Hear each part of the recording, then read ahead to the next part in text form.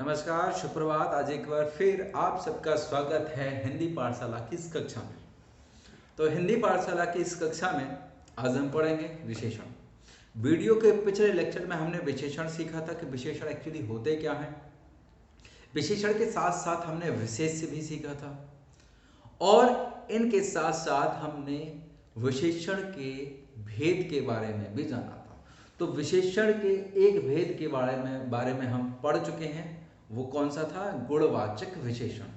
तो गुणवाचक विशेषण हम पढ़ चुके हैं। बाकी के तीन आज के हम वीडियो के लेक्चर में पढ़ेंगे। ठीक है, तो आपको एक बार फिर से याद दिला देता हूं कि विशेषण किसे कहते हैं, विशेष्य किसे कहते हैं और गुणवाचक विशेषण क्या होते हैं। ठीक है, तो विशेषण क्या होते हैं? वे विकारी शब्द जो संज्ञा या सर्वनाम की विशेषता बतलाते हैं उन्हें हम विशेषण कहते हैं। और विशेष्य क्या होता है? जिसके बारे में कथन में कुछ कहा जाता है, जिसके बारे में वाक्य में कुछ कहा जाता है या जिसकी विशेषता बतलाई जाती है उसे हम विशेष्य कहते हैं। ठीक है, तो विशेष्य संज्ञा या सर्वनाम हो सकते हैं। क्योंकि संज्ञा या सर्वनाम की ही विशेषता बतलाई जाती है तो हम कह सकते हैं कि सभी की संज्ञा और सर्वनाम विशेषण होते हैं। अब यहाँ से दो पहलू आप थोड़ा सा गौर करिएगा। अगर मैं कहूं कि सभी संज्ञा और सर्वनाम विशेष्य होते हैं, सभी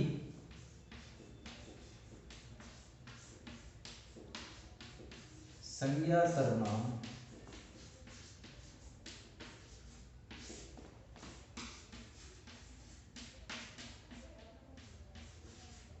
विशेष्य होते हैं,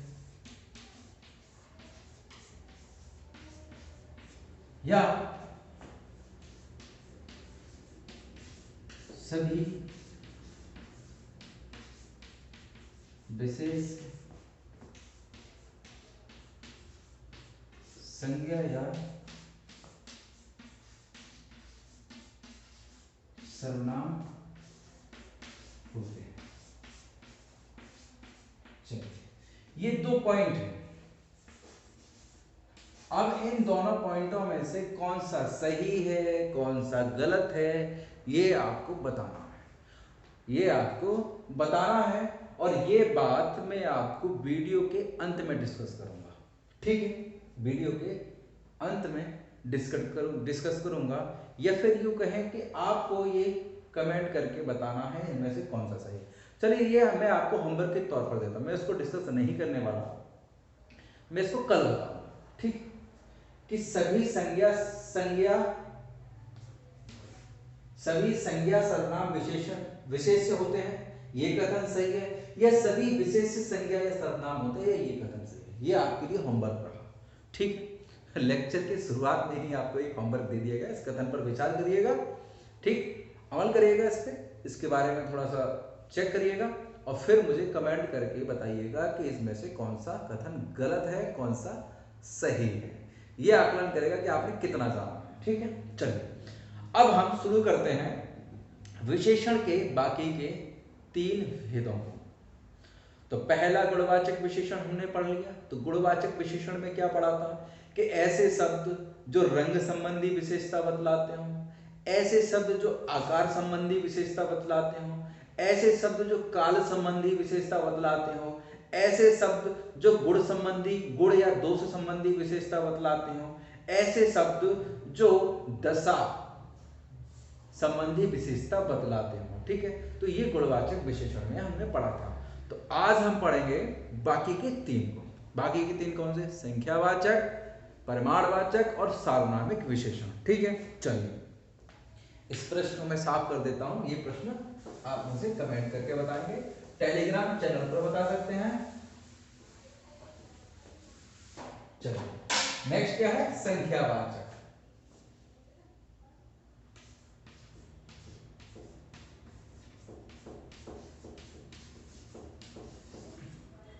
अब इसके शब्द से ही आपको पता चल रहा होगा कि इसमें क्या आता है। ये लो, शब्द से ही पता चल जाता है।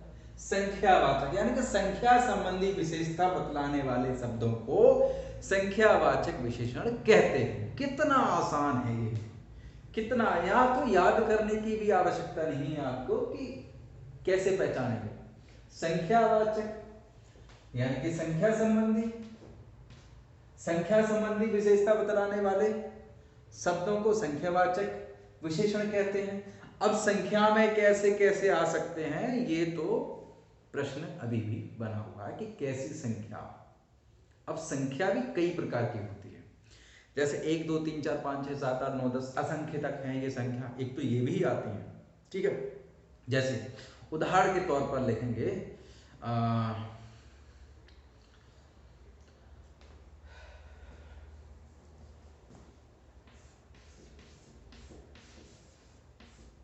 कक्षा में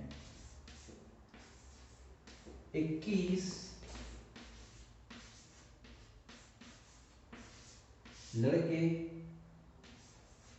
और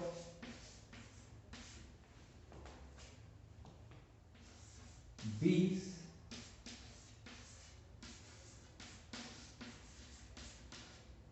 लड़कियां हैं, ठीक है।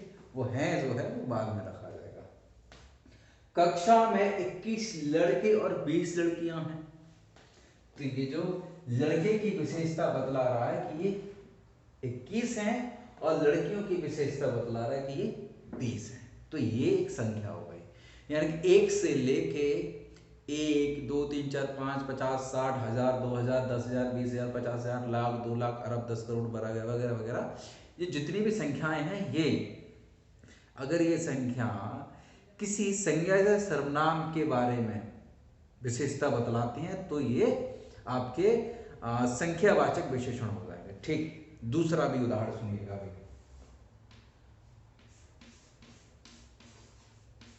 कक्षा में कुछ लड़के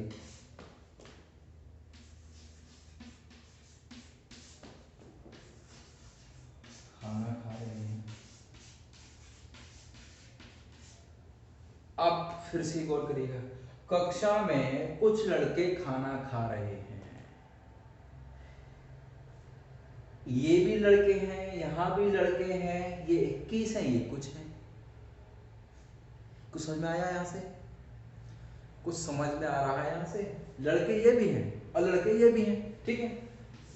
लड़के ये भी हैं, लड़के ये भी हैं। ये लड़के 21 हैं, ये कुछ हैं। कुछ दिमाग में आया? ये डेफिनेट नंबर है, ये डेफिनेट नहीं है। ये निश्चित है, ये अनिश्चित है। ये कितने भी हो सकते हैं, 2 4 6 10 भी हो सकते हैं। ये डेफिनेट है, ये निश्चित है कि हाँ 21 है। 21 से ना 20 हो सकता है ना 22 हो सकता है, ठीक है। ये 20 के 20 है। ये निश्चित है और ये अनिश्चित है, कुछ में 2 4 भी हो सकते हैं, 8 10 भी हो सकते हैं, ठीक। यानी कि है दोनों संख्यावाचक। 21 लड़के ये भी संख्यावाचक है, कुछ लड़के ये भी संख्यावाचक है, क्योंकि लड़कों को गिना जा सकता है, लड़कों को गिना जा सकता है, इस वजह से ये संख्यावाचक तो है, लेकिन ये अनिश्चित है और ये निश्चित है। तो यहां से दो चीजें निकल के आती हैं कि जो संख्यावाचक विशेषण होता है वो दो प्रकार का होता है। संख्यावाचक विशेषण के भी दो भेद होते हैं, यानी कि इसके और उपभेद हैं, वही हैं जो यहां लिखे हैं। कौन से? निश्चित संख्यावाचक और एक अनिश्चित संख्यावाचक। समझ में आ गया? दिमाग में घुस गया होगा, एकदम घुस गया होगा, 100% समझ में आ गया होगा। तो संख्यावाचक के मैं यहां दो उपभेद लिख देता हूं, ठीक है। एक निश्चित,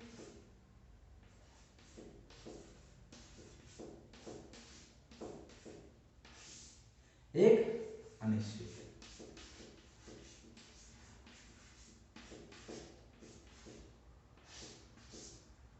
ठीक है।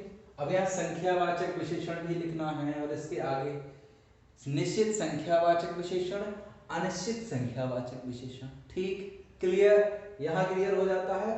तो संख्यावाचक विशेषण के दो उपभेद होते हैं, पहला निश्चित संख्यावाचक विशेषण, दूसरा अनिश्चित संख्यावाचक विशेषण। ये हमने यहां से समझ लिया, ठीक है। चलिए अब इन उदाहरणों के अलावा कुछ और उदाहरण देखते हैं। जैसे जैसे आ, कक्षा में मदन का दूसरा स्थान, कक्षा में मदन का दूसरा स्थान है। इसका क्या मतलब है? मदन की विशेषता बतला रहा है कि वो दूसरे स्थान पर है। तो पहला, दूसरा, तीसरा, चौथा, पांचवा, छठवां, सातवां, आठवां, नवा, 10वां, 11वां, 12वां, जितनी भी संख्याएं हैं ये क्रम संबंधी है। आप समझ रहे हैं? पहला दूसरा क्या है? ये क्रम ही तो है। जो गिनती हैं एक से लेके असंख्य तक हैं ये संख्याएं हैं, और पहला दूसरा तीसरा ये क्रम है। क्या है? ये क्रम है। तो इसमें एक तो संख्याएं आती हैं, इन्हें गणना कहते हैं, गणनावाचक, ठीक, संख्याएं। दूसरा आता है क्रमवाचक, पहला, दूसरा, तीसरा, चौथा, पांचवा, छठवां, सातवां, आठवां, नवा, 10वां। फिर होता है एक रिपीटेशन वाला, जिसे आवृत्ति वाचक कहते हैं।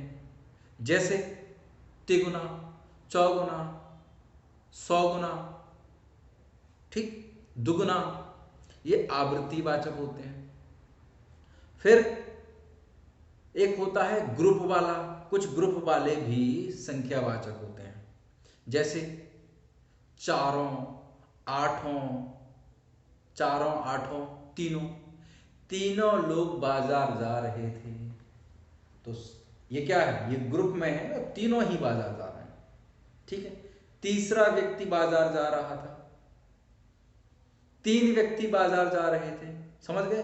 तो एक होता है गणनावाचक, जिसमें सभी गिनतियां आती, 1 2 3 4 5, 5 पेंसिल, 5 किताबें, 5 कार, 5 मोटरसाइकिल, 10 आदमी, 50 लोग, ये गणनावाचक। क्रमवाचक में पहला, दूसरा, तीसरा, चौथा। मदन का कक्षा में दूसरा स्थान आता है, या मदन कक्षा में दूसरे स्थान पर है, ठीक। चलिए, दूसरा आदमी, एक पंक्ति में सभी खड़े हैं, पंक्ति में अगर सभी बच्चों को खड़ा कर दिया, मैं कहूँ चौथा बालक पंक्ति से बाहर हो जाए तो चौथा, ठीक है। तो पहला, दूसरा, तीसरा, चौथा, पांचवा ये भी हो जाएंगे। आवृत्ति बोधक में जो रिपीटिशन यानी कि आवृत्ति, जैसे तिगुना, चौगुना, 5 गुना, 100 गुना, ये आप जो मैं बोल रहा हूँ ये आप लिख लेंगे, ठीक है। चलिए, समुदायवाचक होते हैं। समुदायवाचक में चारों, तीनों, आठों, सातों, सातों लोग, सातों समुद्र पार करके मैं अपने प्रिय मित्र प्रिय मित्र से मिलने गया, ठीक है। या सातों समुद्र पार करके मैं अमेरिका चला गया, या किसी अन्य देश चला गया। तो सातों, दोनों, तीनों, चारों, पांचों, ठीक है, ये आवृत्ति, ये हो जाएंगे आपके समुदाय वाचक, संख्यावाचक विशेषण, ठीक है। तो यहां से ये समझ में आ गया। चलिए, अब ये संख्यावाचक, अब अनिश्चित संख्यावाचक, अनिश्चित संख्यावाचक विशेषण। अब इसमें क्या होता है? जैसे कक्षा में कुछ लड़के खाना खा रहे हैं, कुछ लड़के, कुछ आदमी सभा को छोड़कर अपने घर चले गए। कुछ आदमी हैं, गणना की जा सकती है लेकिन डेफिनेट नहीं है, उन्हें हम गिन नहीं सकते। हाँ, कुछ हैं, वो उनकी संख्या कुछ भी हो सकती है, ठीक है, यानी कि ये अनिश्चित है। तो अनिश्चित संख्यावाचक, ये तो क्लियर है। फिर सब कुछ समाप्त हो गया, सब कुछ समाप्त हो गया, तो जो सब कुछ शब्द है ये आपका अनिश्चित संख्यावाचक विशेषण हो जाएगा, ठीक है। तो यहां से आशा करता हूं ये आपको समझ में आ गया होगा। दूसरा हम देखते हैं, सॉरी, इसके बाद जो विशेषण है वो है परिमाण। क्या है? परिमाण बोधक।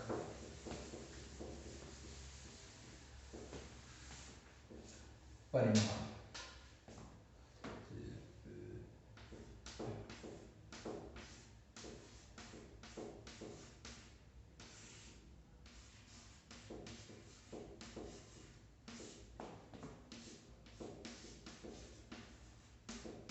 अच्छा, आप ये कहेंगे कि सर कि परिमाण होता क्या है? परिमाण होता क्या है? अब ध्यान से सुनिएगा। हम बाजार से कुछ चीजें खरीदते हैं तो दो तरीके से हम चीजों को खरीदते हैं। कैसे?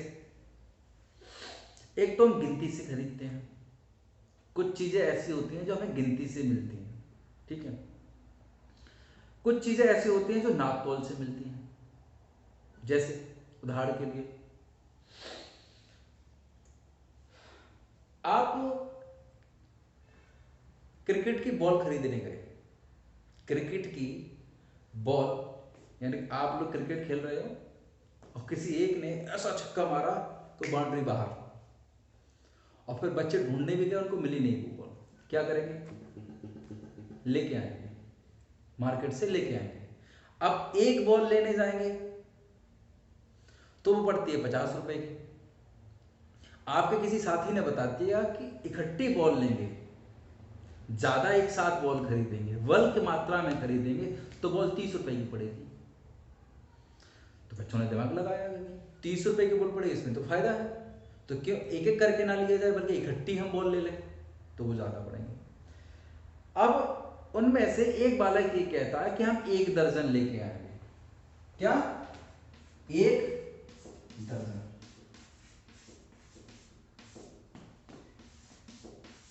गेंद, ये जो बॉल होती है ना उसको हिंदी में गेंद कहते हैं, ठीक है। तो 1 दर्जन गेंद। तो एक बालक ने कहा कि हम 1 दर्जन बॉल लेके आएंगे। उन्हीं में से एक बालक ये भी कहता है कि हम 2 किलो गेंद लेके आएंगे। 2 किलो गेंद।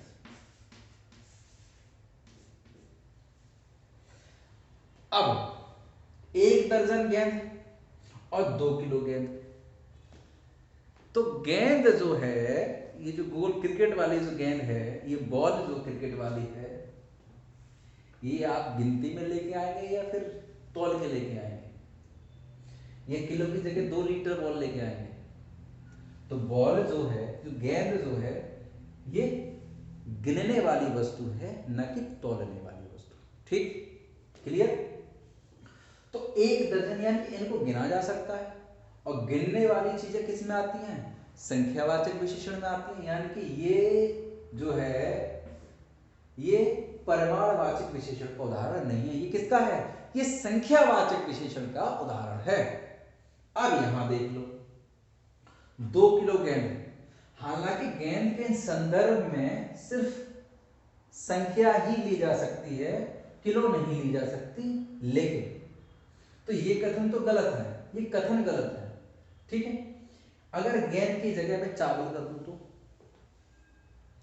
चलो आप जो है 12 गेंद यानी 1 दर्जन गेंद ले आए, ठीक, चले, तो ये तो संख्यावाचक में चले गए। अब 2 किलो गेंद तो नहीं आएगी, तो गेंद को मैं बदल देता हूं। मैं क्या करता हूं, गेंद को यहां से रिप्लेस कर देता हूं, नहीं रख रहे हम गेंद से, हम ये गेंद जो है इससे हमारी नाराजगी हो गई है, ठीक है, ये हो गई नाराजगी इससे, और हमने इसकी जगह पे लिख दिया 4, ठीक है। 2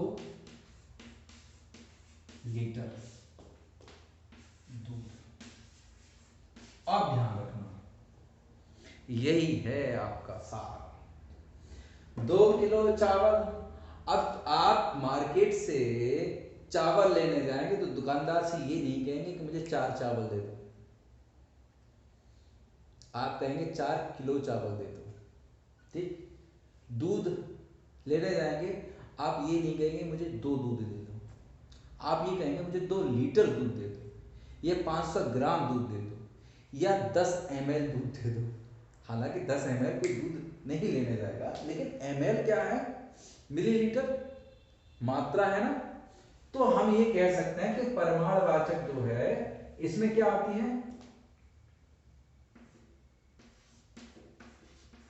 नाप तौल और मात्रा। नापतोल और मात्रा, मात्रा यानी कि क्वांटिटी। ठीक, तो परिमाणवाचक विशेषण की ये परिभाषा हम बना सकते हैं यहां से कि वे शब्द जो किसी संज्ञा या सर्वनाम की नापतोल या मात्रा संबंधी विशेषता बतलाते हैं उन्हें हम परिमाणवाचक विशेषण कहते हैं। ठीक है, यहां समझ गए 2 किलो चावल, 2 लीटर दूध, 5 किलोमीटर, 10 किलोमीटर, ये परिमाण में आते हैं। ठीक, चलिए अब मैं आपको कुछ और चीज बताता हूं। ये तो गलत है ही, यहां से ये तो संख्यावाचक में चला गया।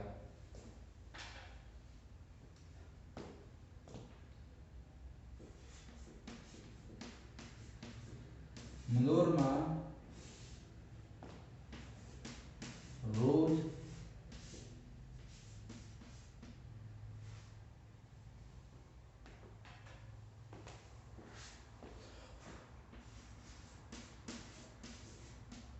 थोड़ा दूध पीती है।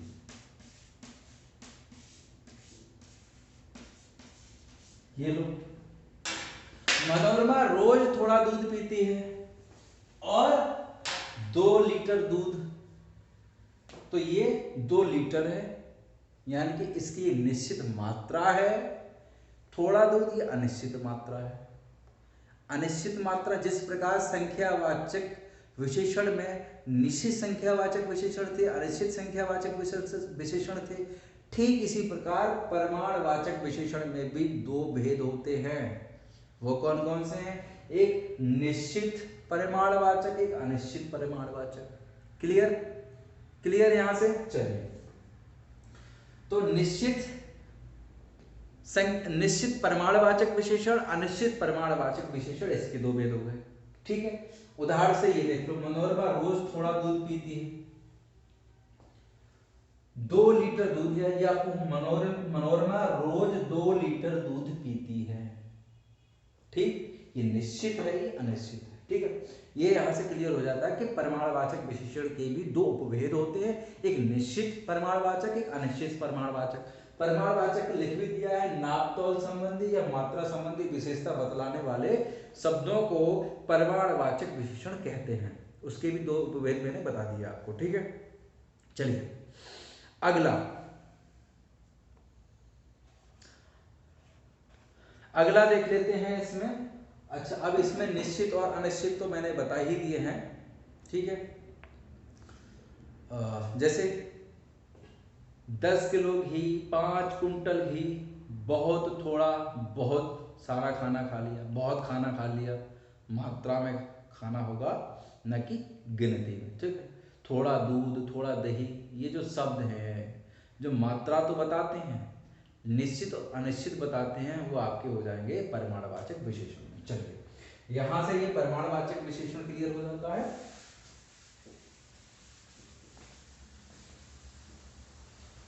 अब तीसरा भी क्लियर हो गया, अब हमारा बचता है चौथा, जिसे कहते हैं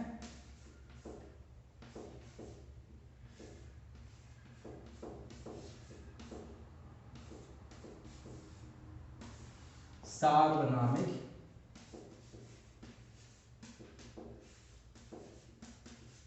विशेषण।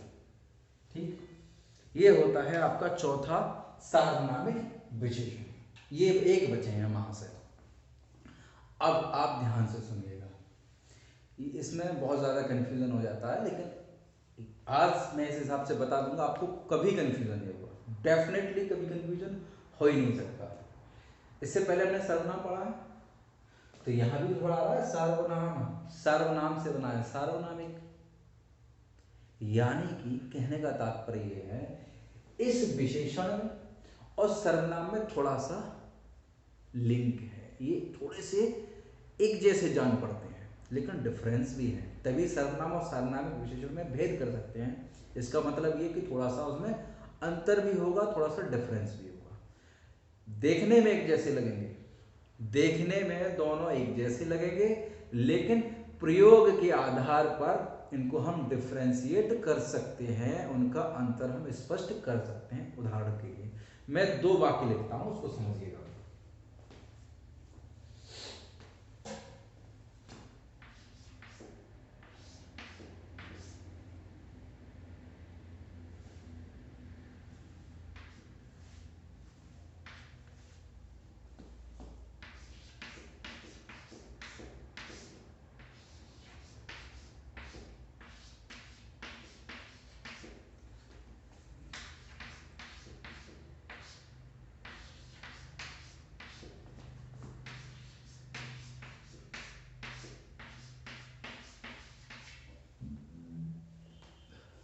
अब ये 2 मैंने वाक्य लिख दिए। यह मेरा घर है, यह घर मेरा है। अर्थ दोनों का एक ही है कि जो सामने जो घर है ये मेरा है, ये इसका अर्थ है। लेकिन शब्दों का प्रयोग देखिए आप, यह मेरा घर है, यह घर मेरा है, दोनों अलग अलग हैं। यह अब सर्वनाम इससे पहले के लेक्चर में हमने पढ़े हैं, सर्वनाम हम पढ़ चुके हैं ना। तो यह एक सर्वनाम है, यह क्या है, सर्वनाम है। ये कौन सा सर्वनाम है, ये कौन सा सर्वनाम है, ये आपको मैंने पढ़ाया है ना। ये कौन सा सर्वनाम है, घर सर्वनाम है क्या, घर सर्वनाम नहीं है, घर संज्ञा है। ये निजवाचक सर्वनाम है, और ये भी एक सर्वनाम है। ठीक, तो ये सर्वनाम है, ये सर्वनाम है, ये क्या है, ये संज्ञा है। तो अब इस वाक्य को देखो, यहां घर की विशेषता बतला रहे कि यह है घर मेरा है। अब यह जो शब्द है ये सर्वनाम है, ठीक है। चूंकि ये सर्वनाम से जुड़ा हुआ विशेषण है, इस वजह से सर्वनाम पर कंसंट्रेट करेंगे। तो यह एक सर्वनाम है, इसको अंडरलाइन कर दिया। यहां भी सर्वनाम है, इसको अंडरलाइन कर दिया। क्लियर, सर्वनाम पहले देखेंगे, ठीक है। अब ये जो सर्वनाम है ये स्वतंत्र प्रयोग हुआ है। इसके बाद में इस सर्वनाम के बाद में कोई भी संज्ञा शब्द का प्रयोग नहीं हुआ है।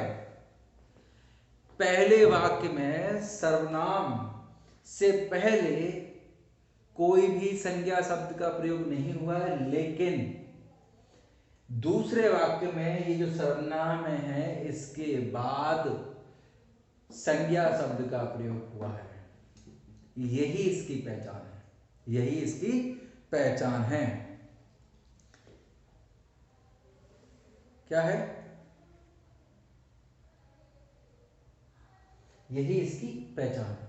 तो सार्वनामिक विशेषण की परिभाषा हम लिख सकते हैं, किस विशेषण के रूप में प्रयुक्त होने वाले सर्वनाम को सार्वनामिक विशेषण कहते हैं। क्या कहते हैं, विशेषण के रूप में प्रयुक्त होने वाले सर्वनाम को सार्वनामिक विशेषण कहते हैं। कैसे, वो ऐसे, ये संज्ञा है, संज्ञा की ये विशेषता बतला रहे कि यह, वह, ये, वे, ठीक।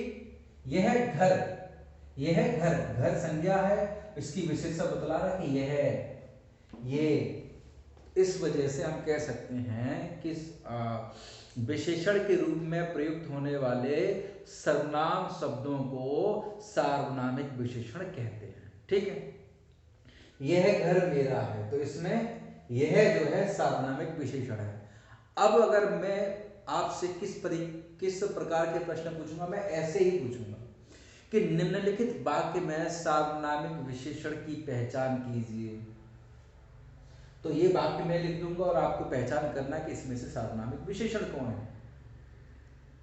तो इसमें ये जो है घर से पहले आया है यह, तो यही इसका सार्वनामिक विशेषण हो जाएगा। वह किताब फटी है या वह किताब पुरानी है, तो किताब की विशेषता बतला रहा है कि वह, ठीक।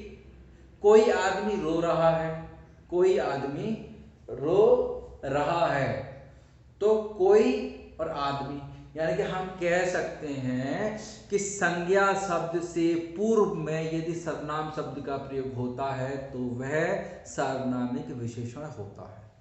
क्लियर, एक बार फिर से बता देता हूं। संज्ञा शब्द से पूर्व यदि सर्वनाम शब्द का प्रयोग होता है तो वह सार्वनामिक विशेषण होता है। ठीक है, चलिए ये हो जाता है। अब सर्वनाम में आपने पढ़े थे संबंधवाचक सर्वनाम, जैसा वैसा पढ़े थे ना, जैसा वैसा, जैसा करोगे वैसा भरोगे, याद आ रहा है कुछ? जैसा करोगे वैसा भरोगे। ठीक इसी प्रकार एक मैं उदाहरण लिखता हूं,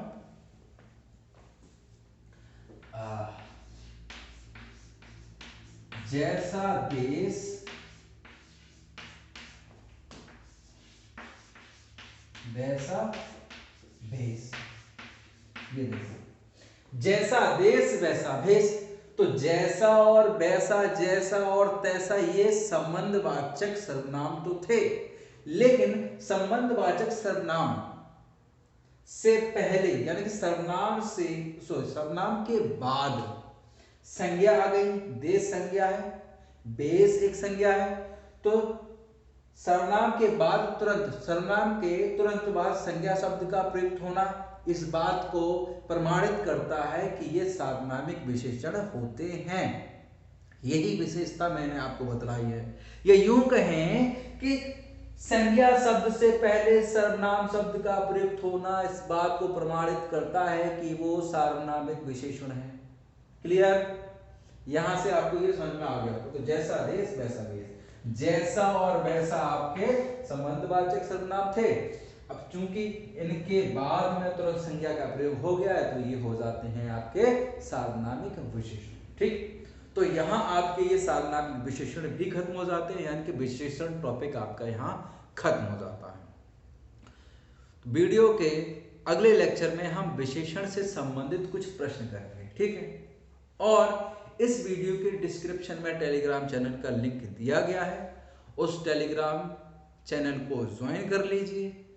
और इस वीडियो लेक्चर के बाद में मैं आपको इन्हीं से संबंधित विशेषण टॉपिक से संबंधित कुछ प्रश्न वहां टेलीग्राम चैनल पर कराने वाला हूं। आप वहां से कर लीजिए, वहां से टेलीग्राम चैनल पर विशेषण संबंधी आपका अभ्यास हो जाएगा।